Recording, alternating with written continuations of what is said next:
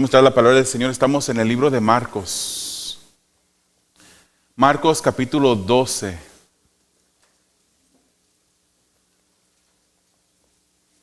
El libro de Marcos capítulo 12. Seguimos hoy, el día de hoy, con el favor de Dios, terminamos el capítulo 12. Vamos a estar viendo los últimos versículos del versículo 38 al 44. En lo que creo es un contraste que el autor Marcos quiso hacer entre un grupo de personas y una mujer. Un contraste entre un grupo de personas y una mujer. Quisiera presentarles este mensaje titulado Devoción falsa y verdadera.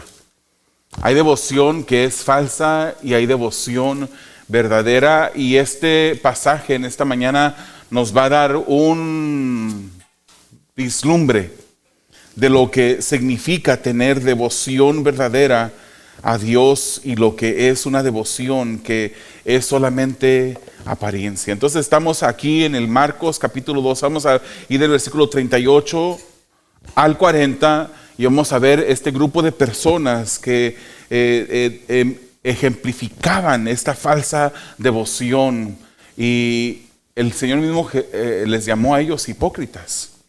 También vamos a ver los versículos 41 al 44, vamos a ver la entrega de la verdadera devoción, la entrega de la verdadera devoción. Les quiero hacer una pregunta.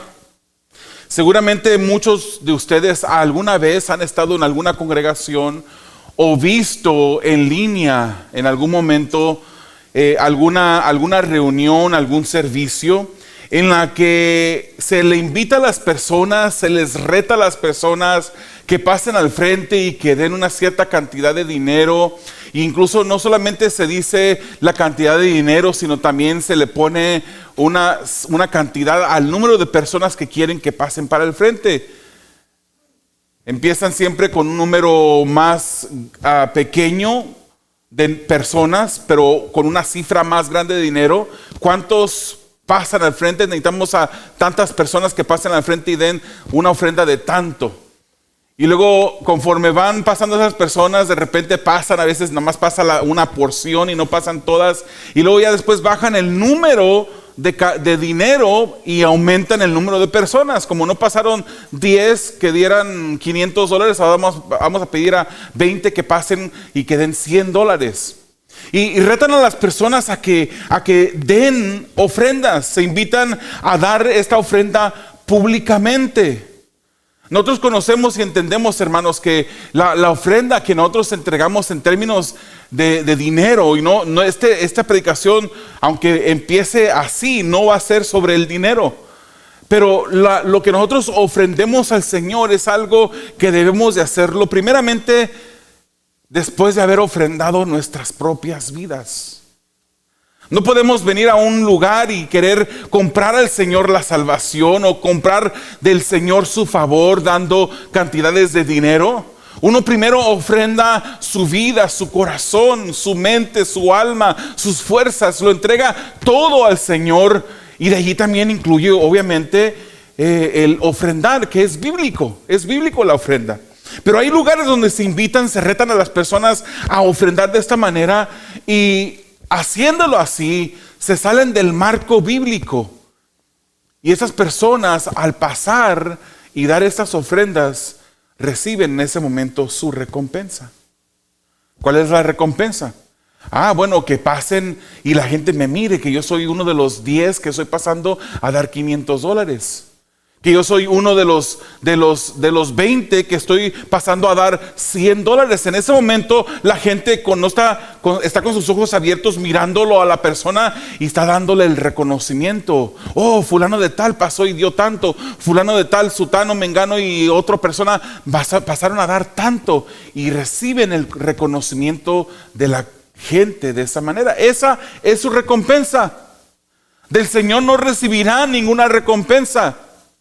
Cualquier cosa que hagamos, sea ofrenda monetaria o ofrenda de cualquier otro tipo, cualquier cosa que hacemos con la intención de que la gente nos mire, será siempre restringido a esa recompensa solamente. el reconocimiento de las personas. Como estos despliegues de aparente devoción, hay muchos otros. Hay prácticas religiosas superficiales, de apariencia externa, sin una fuente interna. Cosas que hacen las personas sin que salgan del corazón. ¿Y cómo le llama la palabra del Señor a estas cosas? Le llama hipocresía. Le llama apariencia de santidad. Hermanos, hoy en día yo quisiera entregarles a ustedes un mensaje que hable de el Señor, cómo el Señor es bueno, maravilloso, que siempre está allí para nosotros, porque lo es. Hoy en día el pasaje que nos toca repasar es un pasaje que nos va a llevar a reflexionar nuestras vidas para ver cómo hacemos las cosas. Las estamos haciendo para que la gente nos mire, para que reconozca la apariencia de santidad que hay en nuestras vidas, o lo estamos haciendo porque tenemos una devoción sincera delante de Dios. Cualquier práctica tal no es aceptada por Dios. Más bien Dios claramente, porque el Señor Jesús, hermanos, no es la primera vez ni la única vez que desaprueba y que les dice por nombre a las personas que actuaban hipócritamente tal cosa. Dios desaprueba de estas cosas, hermanos, y no solamente las desaprueba, las rechaza. Y en esta mañana, en este primer punto, vamos a ver la falsa devoción de los hipócritas. La falsa devoción de los hipócritas. Lea conmigo Marcos capítulo 12, versículos 38 al 40. Y en su enseñanza les decía, dice: cuídense de los escribas, a quienes les gusta andar con vestiduras largas y aman los saludos respetuosos en las plazas, los primeros asientos en las sinagogas y los lugares de honor en los banquetes, que devoran las casas de las viudas y por las apariencias hacen largas oraciones. Estos recibirán mayor condenación. Recordemos lo que está pasando en este escenario. Jesús se encuentra en el templo aún. Ya hemos por varias semanas estado repasando, con excepción de la semana pasada, hemos estado repasando esos enfrentamientos, esas confrontaciones que los líderes religiosos y políticos le hacen a Jesús. Venían con él diciéndole rabí, llamándolo maestro. Venían con él suavizándole el corazón, o por lo menos intentando suavizarle el corazón, adulándolo, pero no había verdadera adoración en ellos. Y venían a ellos, a Jesús, con una pregunta o diferentes preguntas para hacer que Jesús dijera algo, para darles a ellos la ocasión de poder acusar a Jesús. Él seguía en el templo después de múltiples enfrentamientos con los líderes religiosos, entre ellos los escribas. A cada uno le dio respuesta, y respuestas que no esperaban, y se admiraban de sus respuestas, tanto que dice las escrituras que de repente ya no querían ni preguntarle, hacerle más preguntas. Entonces Jesús parece como que dirige su atención hacia la multitud y empezaba a enseñarle a esta multitud, y les hacía una advertencia en contra de un pecado que es común. Un pecado que seguramente se encuentra en cada uno de nosotros en diferentes niveles, pero lo podríamos encontrar en algún lugar de nuestros corazones. Hermanos, recordemos, está Jesús en el templo y la multitud estaba allí para sacrificar. Era el tiempo de la Pascua. Habían llegado muchas personas a sacrificar, a entregar sus ofrendas de animales para ser sacrificados, y estaban allí por aparentes motivaciones buenas, religiosas. Pero ¿cuál sería la verdadera razón por las que estaban ahí? Se recuerda que en semanas pasadas hemos compartido este detalle de cómo los mismos sacerdotes eran dueños de esos puestos en donde se vendían las cosas para los sacrificios. O sea que los mismos sacerdotes tomaban y se lucraban de este tiempo de fiesta religiosa. Estaban allí por ganancia personal. En realidad había una devoción por Dios, o era una simple práctica religiosa, o peor aún, algo que hacían por una motivación egoísta, para ganancia personal, para reconocimiento de la gente. Jesús entonces usa un ejemplo que era muy bien conocido por la gente de este tiempo, y Él les dice: cuídense de los escribas. Esto debió ser una advertencia rara para las personas. ¿Cómo que nos cuidemos de los escribas? Los escribas eran personas que la gente admiraba. Eran maestros de la ley. Eran personas que conocían la ley, que memorizaban la ley, que las interpretaban. Eran responsables por guardar la ley. Cuando me refiero de la ley, me estoy refiriendo a las escrituras del Antiguo Testamento. Ellos cuidaban las escrituras. Eran admirados por conocerlas. Ante los ojos del pueblo, esas personas eran honorables. Pero Jesús dice: cuídense de esos escribas. Jesús es Dios. Y siendo Jesús Dios, a Él no le puede engañar nadie. Estos escribas podían venir y aparentar piedad, pero Jesús sabía exactamente quiénes eran ellos. ¿Por qué advierte Jesús contra los escribas? ¿Por qué hace esto? Hermanos, los escribas eran maestros de las escrituras. Eran personas que conocían bien.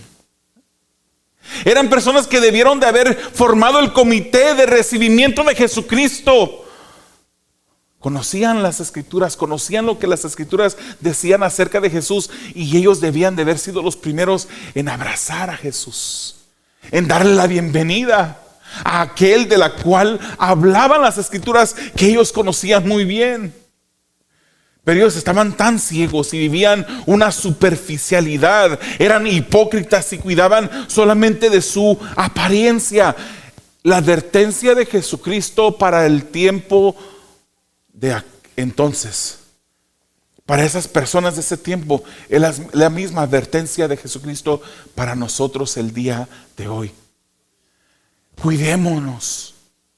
Cuidémonos que nuestras vidas no sean nada más unas apariencias. Es más, que no sean apariencias. Que todo lo que hagamos venga de un corazón rendido, no de una acto de religiosidad. Estos eran escribas, hermanos. Se vestían ellos ostentosamente. Les encantaba ser reconocidos con saludos de mucho respeto por la gente. Siempre querían el primer lugar. Querían los primeros lugares en las fiestas.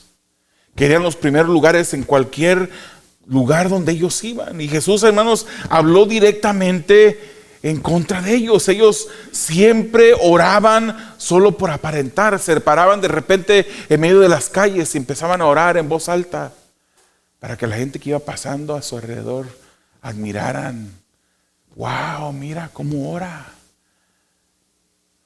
No se pudo aguantar ni siquiera de llegar a su casa, sino que tuvo que pararse en este momento aquí en medio de la calle para orar. Jesús habló en contra de ellos. Si usted lee el capítulo 23 de Mateo, todo el capítulo está dedicado a los escribas. A los escribas. Jesús dice: ellos dicen, pero no hacen. Se comprometen, pero no hacen lo que se comprometen a hacer. Ellos atan cargas pesadas al pueblo, difíciles de llevar. ¿Sabe usted que los escribas, siendo los que eran responsables por guardar la ley, añadieron a la ley, a las escrituras, más de 600 mandamientos? Ataban cargas pesadas al pueblo, pero ellos mismos, dice Jesús, no eran capaces de cargarlas. Jesús dice que ellos obran, hacían cosas para ser vistos. Jesús decía que ellos hacen más grandes sus filacterías, hermanos. Las filacterías eran unas cajitas que los judíos se ataban en la frente.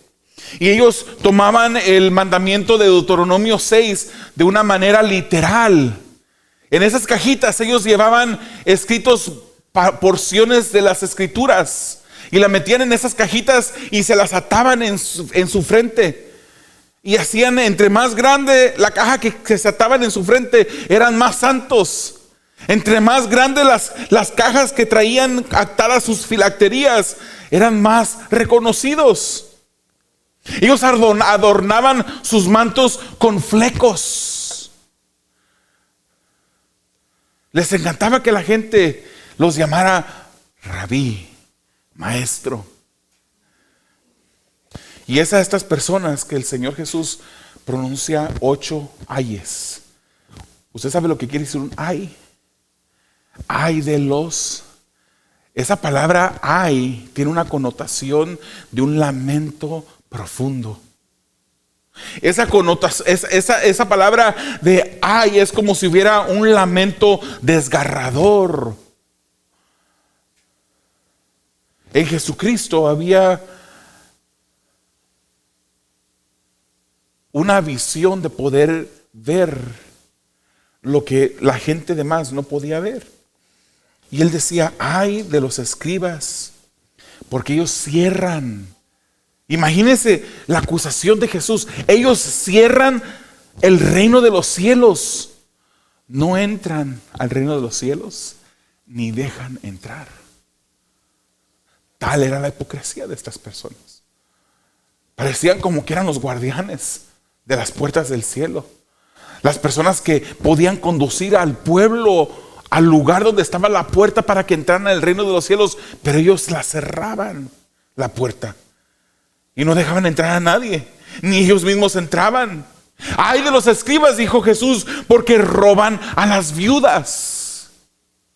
Ay de los escribas, porque hacen que sus seguidores se hagan hijos del infierno. Terrible, hermanos. Que los seguidores de estos escribas, pensando que seguían a maestros de la ley, que seguían a maestros que honraban a Dios, más bien los dirigían y los enseñaban a ser hijos del infierno. Ay de los escribas, guías ciegos, que miran con grandeza el oro del templo y subestiman el templo mismo, decía Jesús. Ay de los escribas, que pagan el diezmo de las especies, pero olvidan las otras cosas que debieron de hacer primero. Ellos, cuando una persona les traía una bolsita de comino, una bolsita de sal, una bolsita de cualquier especie, ellos agarraban esa bolsita, la vaciaban en algo y dividían el 10% de esa especie, de cada una de las especies que les regalaban, y ellos daban, eran pero minuciosos en dar el diezmo. Hasta el último grano de la especie la daban, pero se habían olvidado de la justicia. Se habían olvidado de la misericordia y de la fidelidad, dijo Jesús. Por eso dijo, ay de ustedes, escribas, que pagan el diezmo de las especies, pero olvidan la justicia, la misericordia y la fidelidad. Ay de los escribas hipócritas, dijo Jesús, que limpian lo exterior del vaso y del plato, pero por dentro está lleno de robo y desenfreno. ¿A cuántos de ustedes alguna vez han llegado a alguna casa de visita y de repente le dan un vaso de agua y por fuera el vaso brilla de lo limpio que está, y usted se acerca a ese vaso a la boca para tomarlo y por dentro mira que hay cosas nadando dentro y que el vaso no estaba limpio? Eso era lo que eran los escribas. Estaban puliditos por fuera, brillaban por fuera, pero por dentro estaban llenos de suciedad. Ay de los escribas hipócritas, que limpian lo exterior del vaso y plato. Ay de los escribas, que son sepulcros blanqueados, por dentro están llenos de podridumbre. Están llenos de huesos muertos. Y el octavo ay que Jesucristo menciona sobre los escribas, dijo, ay de los escribas hipócritas. Dicen que honran a los profetas de antaño, pero son hijos de los que asesinaron a estos profetas. O sea, ellos se comportan igual que los que fueron antes que ellos y asesinan a los profetas. Jesús fue profeta, hermano. Fue profeta. No fue solamente un profeta. Fue el más grande profeta que caminó en esta tierra. Y unos días después de esta cena que estamos viendo esta mañana, vemos a estos mismos escribas ponerse del lado del grupo de los religiosos que llevaban a Jesús hacia la cruz. Es obvio que Jesús condenaba la hipocresía de esos escribas, hermanos. Es obvio que estas personas no eran santos de devoción de Jesucristo. Él condenaba su hipocresía.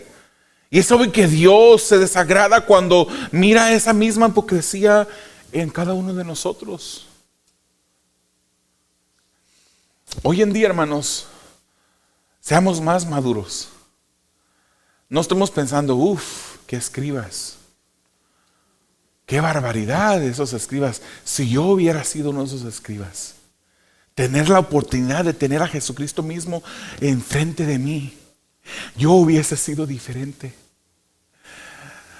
En su mente no sea de ese tipo de personas que le da el codazo a los escribas que estuvieran sentados al lado de usted.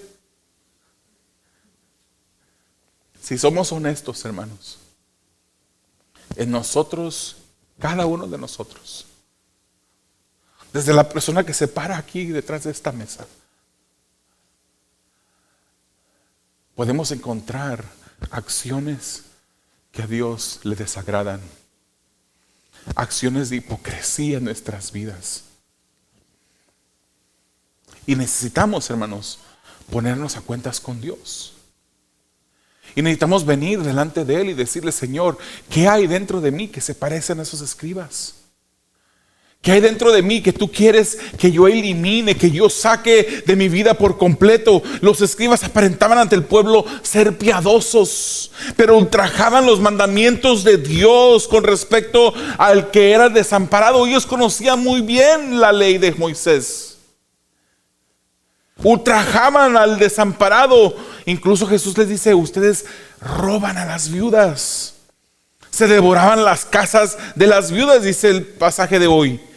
O sea que robaban a las viudas. Eran maestros de la ley que ellos mismos no seguían, hermanos. Hermanos, ser maestro no es cualquier cosa. Y en este momento, hermanos, no estoy yo exaltando la posición de un maestro con este comentario. Ser maestro no es cualquier cosa. Santiago 3:1 dice, hermanos míos, que no se hagan maestros muchos de ustedes, sabiendo que recibiremos un juicio más severo. El que es maestro debe de cuidarse, el que enseña las escrituras debe de tener un cuidado especial. Porque no es posible, y el apóstol Pablo mismo decía que él golpeaba su cuerpo, que él se esforzaba porque no vaya a ser que él mismo, siendo heraldo, siendo el que comunicaba las escrituras, él mismo llegara a ser desaprobado. Los maestros son responsables de vivir lo que enseñan. Pero también los que no son maestros delante de Dios son responsables de vivir lo que aprenden. Al que más se le da, más se le demanda. Mateo 5:20 dice, porque les digo a ustedes que si su justicia no supera la de los escribas y fariseos, no entrarán en el reino de los cielos. Esa fue una ordenanza, un mandamiento, algo que el Señor Jesucristo nos dijo, que nuestra justicia, la justicia de la gente que escuchaba a Jesús, debía de superar. No debería de ser como la justicia aparente de los escribas y fariseos, tenía que ser superior.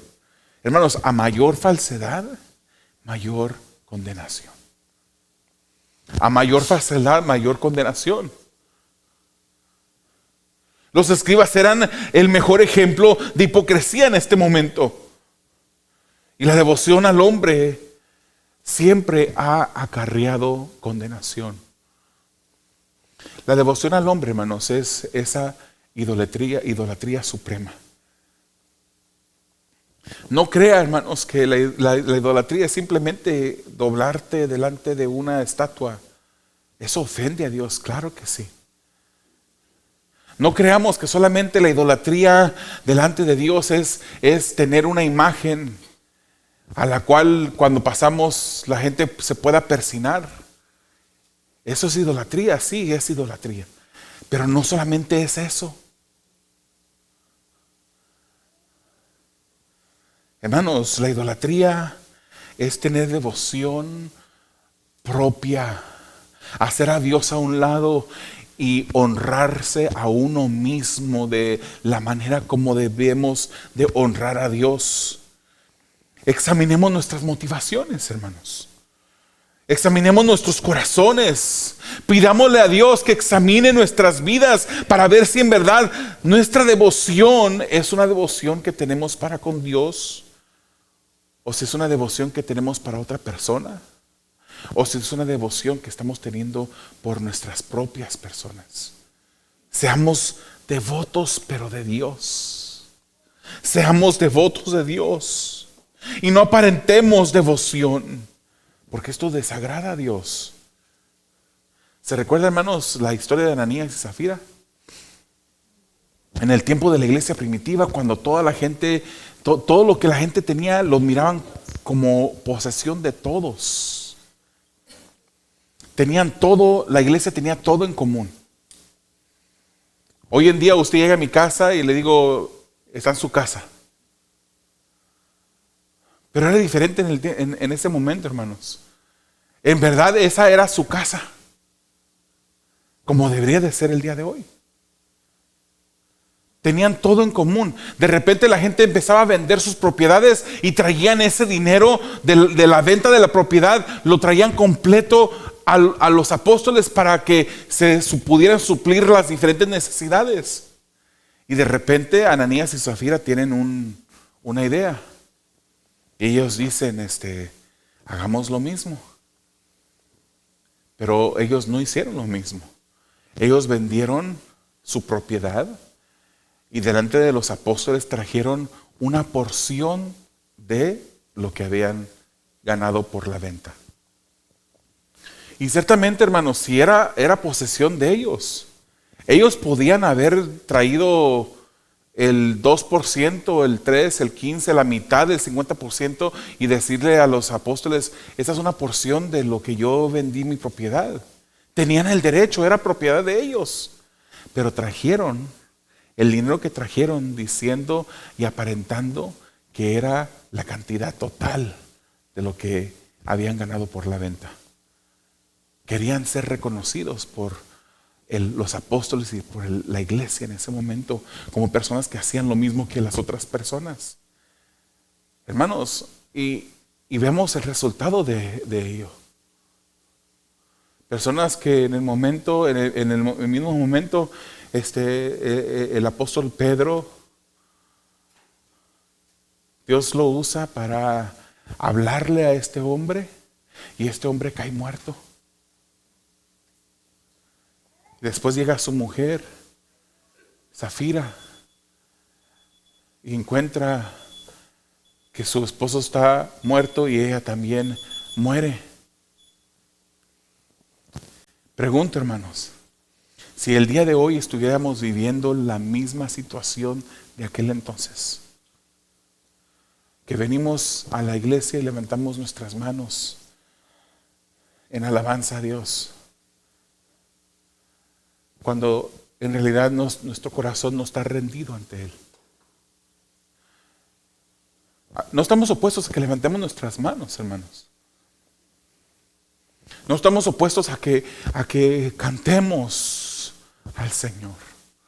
Hemos venido para alabar juntos al Señor. No solamente escuchar la palabra, alabar al Señor, entregarnos en alabanza. Pero qué contradictorio es que una persona levante sus manos ante Dios y que tenga su corazón lleno de orgullo y de cosas que a Dios le desagradan. Ciertamente aquí no hay ningún perfecto, hermanos. Si por perfección muriéramos, ahorita estuviéramos muertos todos. Todos. Pero tenemos que acercarnos a Dios con reverencia, con devoción genuina. Cuando levantamos nuestras manos, levántela. No quiero que el próximo domingo o el próximo jueves no haya ninguna persona levantando sus manos. No, levantemos nuestras manos al Señor después de haber reconocido su magnificencia, su grandeza, lo grande que Él es, lo maravilloso que Él es. Después de haber rendido nuestros corazones cada día, cada momento delante de Él, levantemos nuestras manos delante de aquel que merece nuestra alabanza y nuestra adoración, nuestra devoción.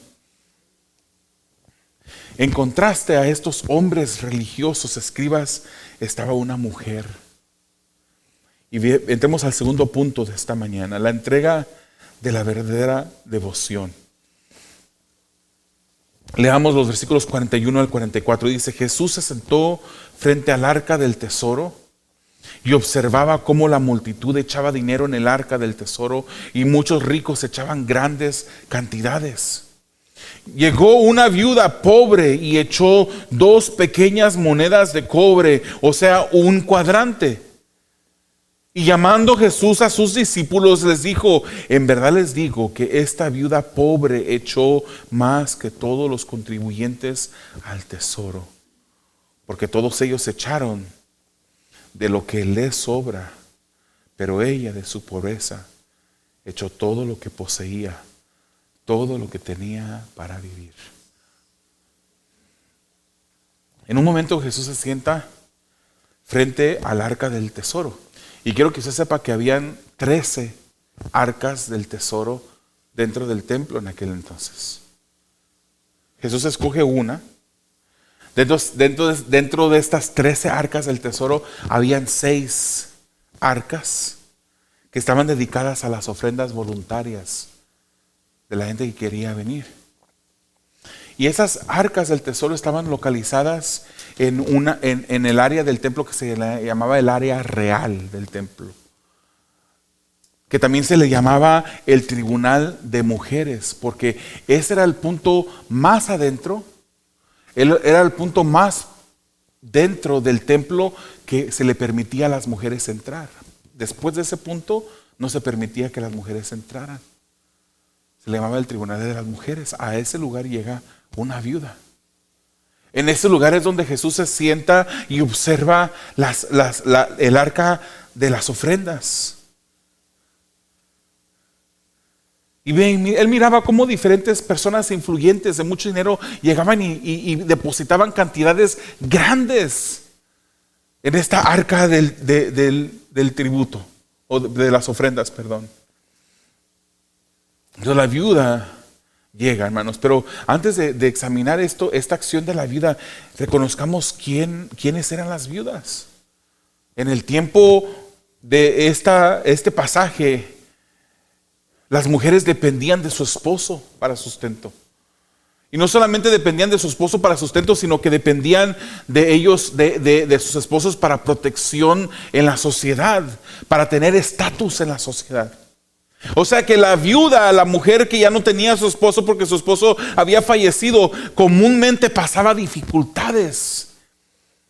No solamente dificultades sociales, sino también dificultades económicas. Y Jesús la describe como una viuda que era pobre. No era una de esas pocas viudas que su esposo al morir deja muchas propiedades y tenía mucho dinero para poder vivir. No, era una viuda pobre. Y estas viudas pasaban dificultades, especialmente si no tenían hijos ya mayores que pudieran ayudarle. Al morir el esposo, las viudas dependían de la caridad de las personas, o de familiares, o de su propio trabajo. Sin un esposo que las protegiera, eran abusadas y explotadas. Entonces la cultura judía no hacía caso al lugar especial que la gente desamparada y necesitada tenía ante los ojos de Dios. Quiero mostrarle 3 versículos de las Escrituras que demuestran lo especial que eran para Dios la gente desamparada, y entre ellas las viudas. Si vemos Éxodo 22, versículos 22 y 23, dice: a la viuda y al huérfano no afligirán. Si los afliges y ellos claman a mí, ciertamente yo escucharé su clamor. No los aflijan a los desamparados, no aflijan al huérfano, no aflijan a la viuda. Y Salmo 68:5 expresa que dice: Padre de los huérfanos y defensor de las viudas es Dios en su santa morada. Los huérfanos y las viudas tienen un lugar especial en el corazón de Dios. Salmos 82:3 dice: defiendan al débil y al huérfano, hagan justicia al afligido y al menesteroso. Pero la misma ley, hermanos, ¿se recuerda que hace unas semanas revisamos la ley del levirato? Que si el esposo de una mujer muere, entonces el hermano la tomará por mujer, porque el hermano no dejó descendencia.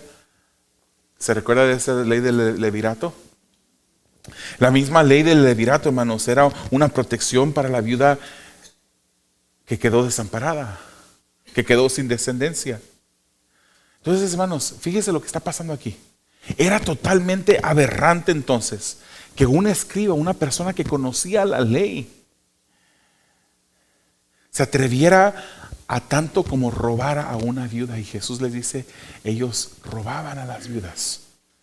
Esta era una práctica despreciable para Jesús, quien mostró una compasión profunda por las viudas. Entonces esta viuda, hermanos, es observada por Jesús depositar un cuadrante, 2 blancas, que eran un cuadrante. Deposita 2 blancas, hermanos. En una ocasión, una persona me regaló una moneda de ese tiempo. Es un pedacito pequeño, más pequeño que una moneda de 10 centavos de aquí de Estados Unidos. Y estaba hecha de cobre, está hecha de cobre. Y esa monedita, hermanos, era una de las monedas era la moneda de menos valor que había en ese entonces. Esta mujer deposita 2 blancas, un cuadrante. ¿Cuánto era eso, hermanos? Si pensamos en el tiempo de hoy, ¿cuánto dinero trae usted en su bolsa? ¿Cuánto dinero trae usted en su cartera? Vamos a ver si usted trae más dinero. Y si no trae nada, de todos modos en su tarjeta de crédito en su tarjeta de ATM tiene dinero para gastar. Ok, a lo mejor ya muchos de nosotros ya no usamos cargar monedas ni billetes, pero tenemos, ¿verdad? Vamos a ver si usted tiene más que esta viuda.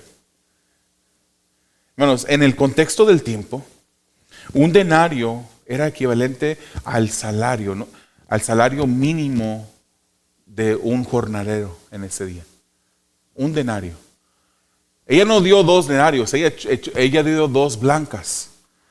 Un denario era lo que se le pagaba a un jornalero. Una de estas blancas representaba una parte de 64 partes de un denario. O sea que para pagarle a un jornalero, si se le iba a pagar con blancas, tenía que pagársele con 128 blancas para pagarle su día de jornada. Si pensamos en el salario mínimo federal de Estados Unidos, cada blanca tenía lo que hoy en día representaría 91 centavos de valor.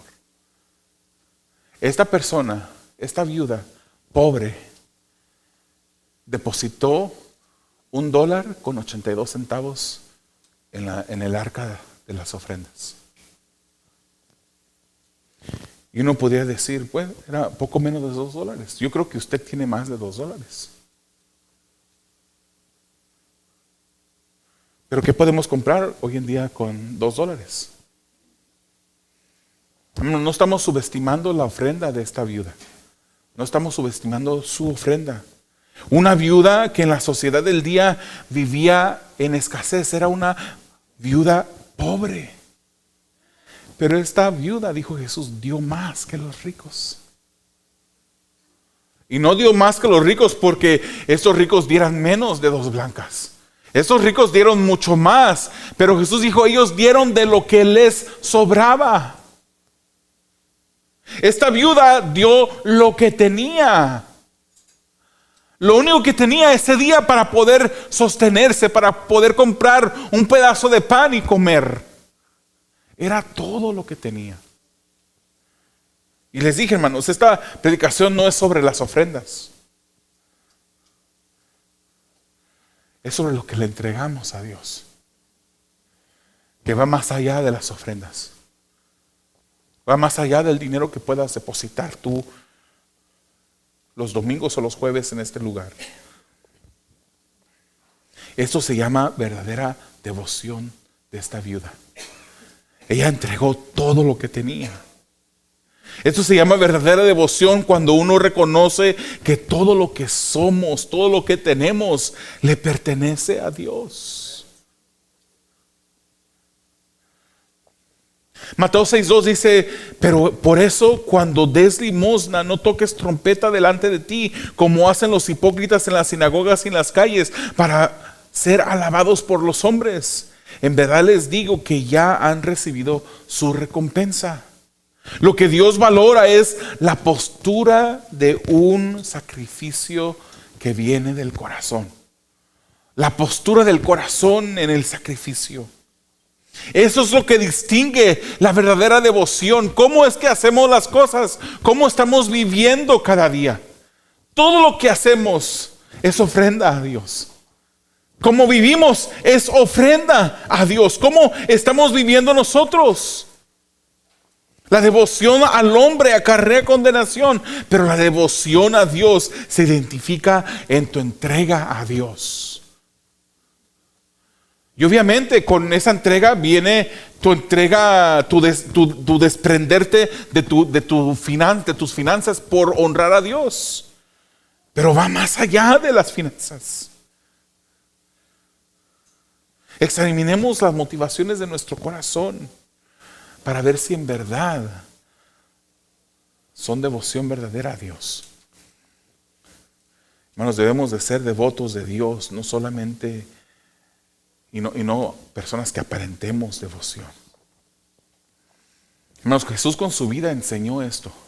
Y Jesús, hermanos, era el único escriba genuino. Él mismo era la palabra de Dios. Mateo 6:1, Él lo enseñó y lo vivió. Él dijo, cuídense de no practicar su justicia delante de los hombres para ser vistos por ellos. De otra manera no tendrán recompensa de su Padre que está en los cielos. Esto no quiere decir, hermanos, que lo que tú vayas a hacer para Dios siempre tienes que hacerlo cuidándote que nadie voltee, ¿verdad? Si vas a aspirar la carpeta de este lugar, no vayas a esperar a quedarte hasta que toda la gente se vaya para empezar a aspirar. No significa eso, significa con qué intención lo estás haciendo. Puede estar este lugar lleno de personas, pero en tu mente tú estás diciendo, esto lo estoy haciendo para la gloria de Dios, sin estarlo haciendo para que la gente te mire. Vivir en justicia delante de Dios involucra el corazón, involucra los pensamientos, involucra las actitudes, involucra las acciones. Y las acciones, hermanos, muestran lo que hay en realidad dentro de nosotros. Una acción puede tener motivaciones egoístas de autoexaltación y no seamos tentados a ello. No seamos tentados a tener la aprobación de las personas. Lo importante es lo que Dios piensa de nosotros. Eso es lo importante. ¿Qué es lo que piensa Dios de ti? ¿Qué es lo que piensa Dios de tu acción? Podemos cerrar nuestros ojos, inclinar nuestro rostro. Podemos pedirle al Señor en este momento que examine nuestros corazones, que nos revele esas áreas de nuestras vidas en las que le estamos fallando a Él. Podemos tomarnos unos momentos, hermanos, para examinar nuestra devoción por Dios. Podemos tomarnos unos momentos para examinar si nuestra devoción es por Dios o es una devoción egoísta, una devoción que busca la aprobación de las personas.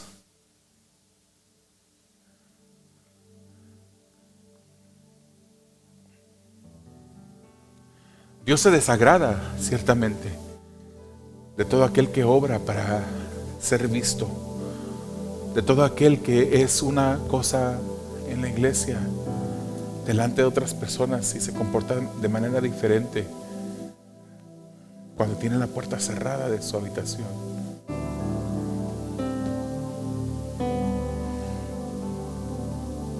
¿Qué hay en nuestras vidas que el Señor quiere que nosotros entreguemos? Que nosotros dejemos en esta mañana.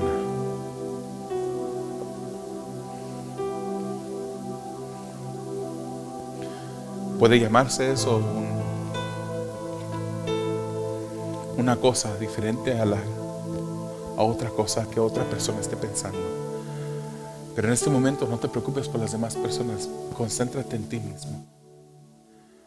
Oh Señor, ¿qué hay en nuestras vidas?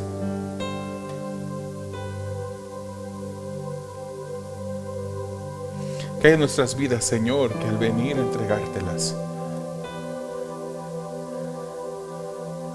tú no lo miras, Señor, como unas ofrendas de un corazón sincero?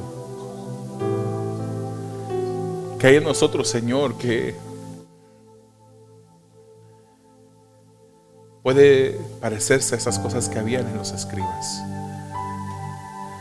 en los hipócritas de este tiempo, Señor? ¿Qué hay en nosotros, Señor, que tú quieres que nosotros confesemos delante de ti? Ayúdanos, Señor. Ayúdanos a honrarte, Padre.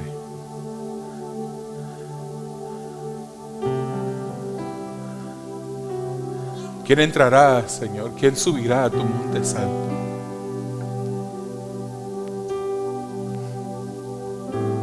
El limpio de manos y puro de corazón.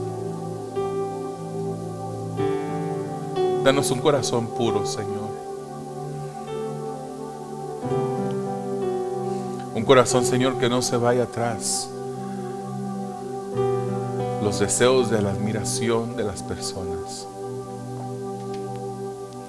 sino un corazón, Señor, que esté doblegado ante ti, entregado a ti, Señor.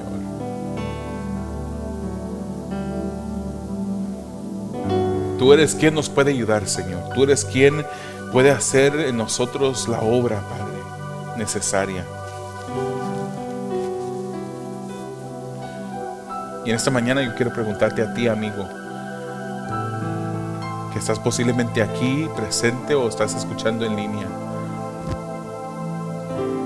¿Quién es tu devoción? ¿O qué es tu devoción? Si tú corres tras el dinero, tras la lujuria, buscando a mujeres o buscando a hombres,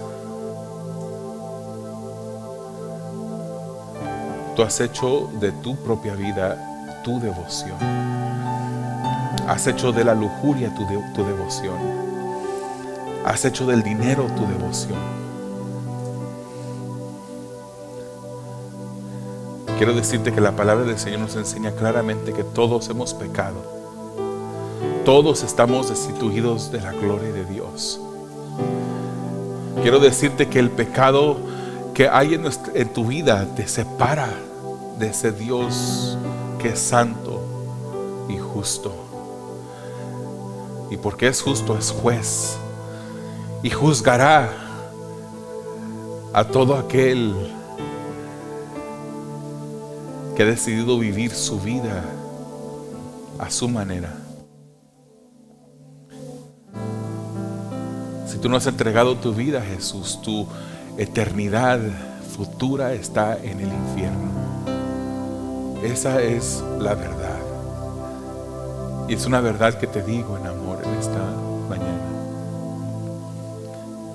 Pero también te quiero decir que si tú entregas tu vida a Jesús, que si tú pones tu fe en Jesús, quien murió en la cruz del Calvario por el pecador,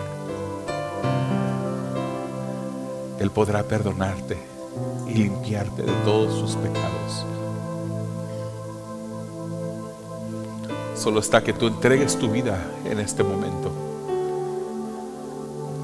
que tú aceptes la invitación de ese Jesús que fue colgado, que sufrió por ti, pagando así el precio, pagando así el castigo que te toca pagar a ti.